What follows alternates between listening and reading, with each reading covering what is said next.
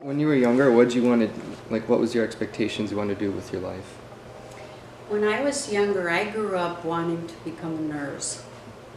My mother, I think she kind of put that in my head, and I just grew up planning my education that way too. The only thing that changed that is a friend of mine was in a boating accident. Have you succeeded in, or are you in the process of following what you feel is your version of the American dream? I would say so. The American dream to me was living here. I think that we should all be grateful that we have the freedoms we have. And I was raised accordingly, saying that you help take care of your fellow man. And I think we did that.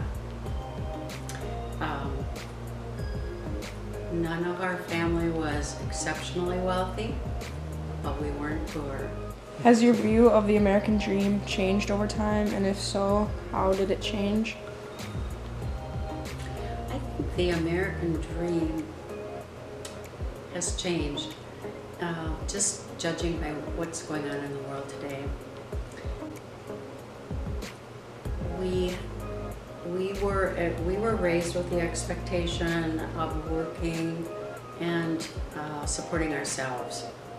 And so I think in a way, is it nice to support the less fortunate? Absolutely, and I want to do that. But I think what's missing in today's society is just basically that a lot of people expect to be taken care of and not to have to work for their means.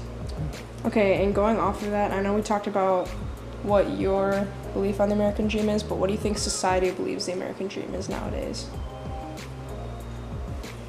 I think a mixture of things, but I think that in many instances there's a lot of people that still have that strive to make a lot of money and think that their success is judged by the amount of money that they make, not by what they've given back to the world. I think that the American dream should be, how did you benefit society? Right, so do you believe that you accomplished your version of the American dream? My version of the American dream would have been to raise a family and successfully and enlarge our family, have grandchildren who, and all of the above, being happy with their lives. I think we all have problems in life, so hopefully that's happened. Not absolutely sure. So what I think the challenge is right now is it's that first piece. How do we retain a national identity, the sense of being American that is capacious enough to include people that say, you know what, the people who wrote this Constitution that you're all celebrating, they enslaved my people. I mean, why? But what I think is important to realize is that America has always been an aspirational country. I teach on a very liberal college campus too, and I always say that both the right and the left, we have to realize we're playing with poison.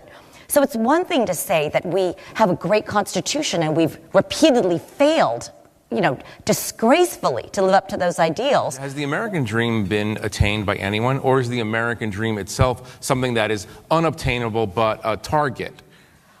This is a huge question. It depends how you define the American dream, but I would say that if you ask a lot of immigrants in this country from every part, especially the older generation, like my parents' generation, maybe your grandparents, they feel they got the American dream. That is, there are tons of people who come from my parents came from the Philippines. And, it's interesting, they just love this country. But the problem is that it's always been the fact that large segments of America the American dream was not available to them. And that's been true from the beginning, right? And so I think to make, what I say to the right, to the left, I'm saying, don't throw the baby out with the bathwater. I think one of the problems now is we're stuck in terrible vocabulary. Every word is weaponized, and words are overused. confused. White supremacy, racism, they lose their meaning. So right now, there's a big new move from progressives in response to identity politics, and that's liberalism. That's where we need to go. Let's go back to that Enlightenment principle. So-called colorblindness. Yes, and what I like about the supergroup identity is that I think it says we don't need to make that false choice. You know, as somebody that has always been an outsider, I think it's ridiculous to tell people, get rid of your ethnic identity, get rid of your racial identity. It's like telling somebody to stop liking your sports team, the Bruins, and just be world football. It's not going to work. It's human nature. We're all tribal.